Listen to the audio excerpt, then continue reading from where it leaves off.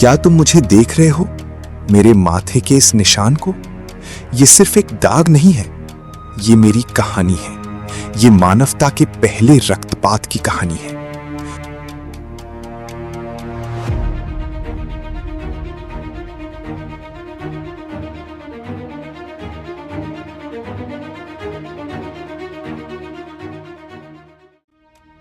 शुरुआत में सब कुछ बहुत अलग था।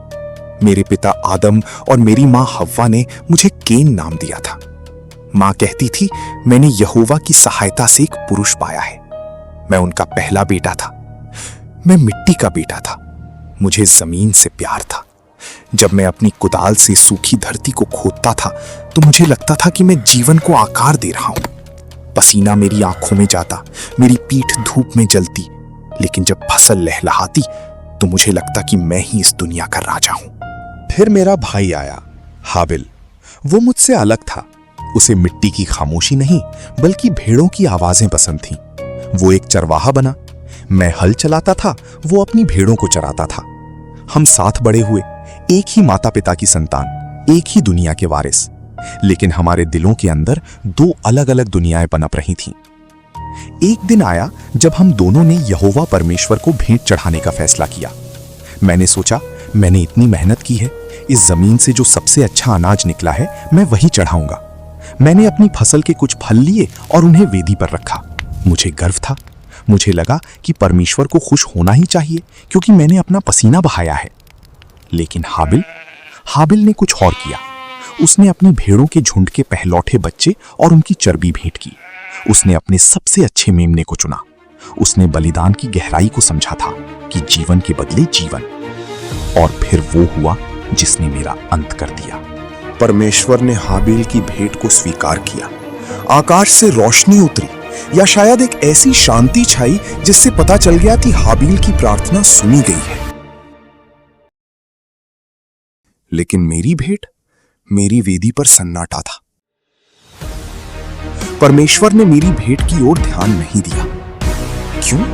क्या मेरा अनाज कम कीमती था? क्या मेरी मेहनत बेकार थी? नहीं, समस्या अनाज में नहीं थी। समस्या मेरे अंदर थी। मेरा अहंकार मेरी भेंट के साथ वेदी पर चढ़ा था। हाबिल ने विश्वास के साथ दिया था और मैंने एक एहसान की तरह। उस दिन मेरा चेहरा उतर गया। मेरे अंदर एक ऐसी आग जली जो सूरज से भी तेज थी। वो ईर्ष्या की आग थी। तब कैन अति क्रोधित हुआ और उसका मुंह उतर गया। उत्पत्ति 4:5। लेकिन जानते हो सबसे आश्चर्यजनक बात क्या थी? परमेश्वर चुप नहीं था। वो मेरे पास आया, उसने मुझसे बात की। आज भी वो आवाज मेरे कानों में गूंजती है। उसने मुझसे पूछा, तू क्यों क्रोधित हुआ है और तेरा मुंह क्यों उतर गया है? यदि तू भला करे तो क्या तेरी भेंट ग्रहण न की जाएगी? परमेश्वर ने मुझे चेतावनी दी थी। उसने कहा था कि पाप मेरे दरवाजे पर दुबका बैठा है और वो मुझे अपने वश में करना चाहता है। उसने मुझे मौका दिया था कि मैं अपने क्रोध को काबू करूं। उसने कहा था, पर तुझे उस पर प्रभुता करनी चाहिए। लेकिन मैंने नहीं सुना। मैं बहरा हो गया था। ईर्ष्या एक ऐसा जहर है जो आपकी आंखों पर पट्टी बांध देता है। मुझे अब हाबिल भाई नहीं बल्कि एक दुश्मन दिखने लगा था। मुझे लगने लगा कि उसकी खुशी मेरी हार है। क्या आपके साथ ऐसा कभी हुआ है जब किसी और की तरक्की आपको चुभने लगे? सावधान रहना, वही वो क्षण है जब पाप आपके द्वार पर दस्तक देता है।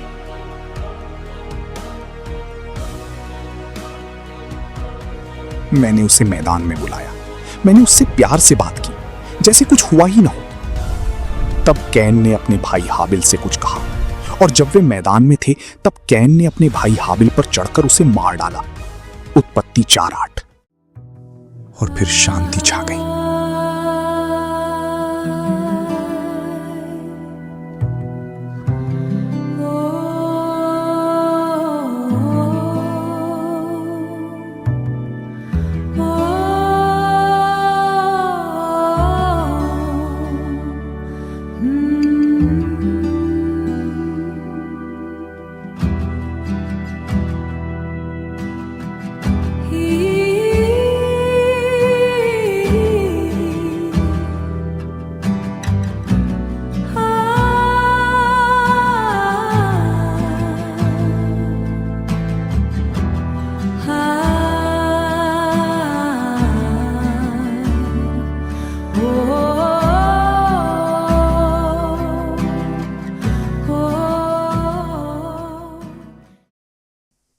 हाबिल की आंखें मुझे देख रही थीं, लेकिन उनमें अब जीवन नहीं था।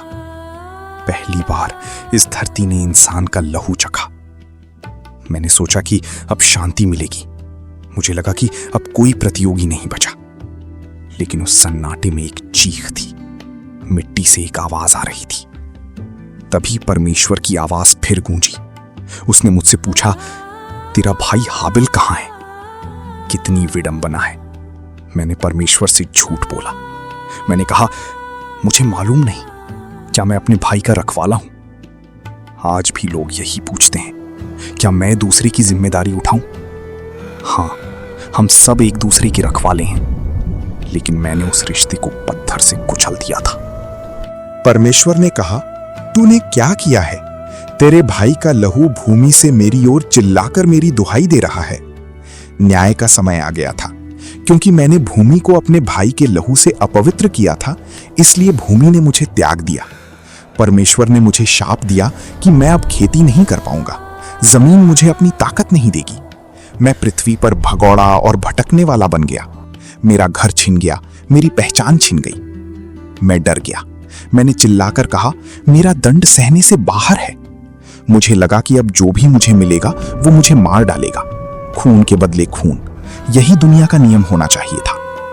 लेकिन यहां परमेश्वर की दया देखिए।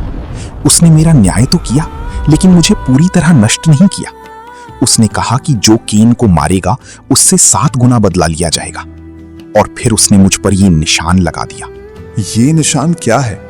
लोग कहते हैं कि ये शाप है, लेकिन मेरे लिए ये परमेश्वर की दया का प्रतीक था। उसने मुझे सुरक्षा दी ताकि मैं अपनी सजा काट सकूं और शायद पछतावा कर सकूं। मैं यहोवा के सामने से चला गया। मैं नोद नामक देश में जा बसा, जिसका अर्थ है भटकना। मैंने एक शहर बसाया। मेरे वंशज बड़े कलाकार और चरवाहे बने, लेकिन मेरे दिल में हमेशा एक खालीपन रहा। मैंने वो शांति खो दी थी जो हाबिल के पास थी। तुम जो मेरी कहानी सुन रहे हो, क्या तुम्हारे दिल में भी किसी के लिए ईर्ष्या है? क्या तुम भी किसी की वेदी को देखकर अपना मुंह उतार लेते हो? याद रखना, क्रोध और ईर्ष्या वे बीज हैं जो हत्या की फसल काटते हैं। पाप आज भी दरवाजे पर खड़ा है। वो तुमसे कहेगा कि बदला लेना सही है। वो तुमसे कहेगा कि तुम सबसे श्रेष्ठ हो। लेकिन परमेश्वर की आवाज को सुनो। वो तुम्हें चेतावनी देता है, क्योंकि वो तुमसे प्यार करता है। वो नहीं चाहता कि तुम भी मेरी तरह भटकते रहो। न्याय तो होगा ही। हम जो बोते हैं वही काटते हैं। मैंने नफरत बोई और अकेलापन काटा। हाबिल गुजर गया, लेकिन उसका विश्वास आज भी बोलता है। इब्रानियों 11:4 में लिखा है, विश्वास ही के द्वारा हाबिल ने केन से उत्तम बलिदान परमेश्वर के लिए चढ़ाया, और उसी के द्वारा वो मरने पर भी अब तक बातें करता है। और मेरा ये निशान, ये आपको याद दिलाने के लिए है कि परमेश्वर न्याय प्रिय है, लेकिन वो पश्चाताप करने वालों के लिए दया का द्वार भी खुला रखता है। अपने भाई से प्रेम करो और कभी मत भूलना, तुम अपने भाई के रखवाले हो।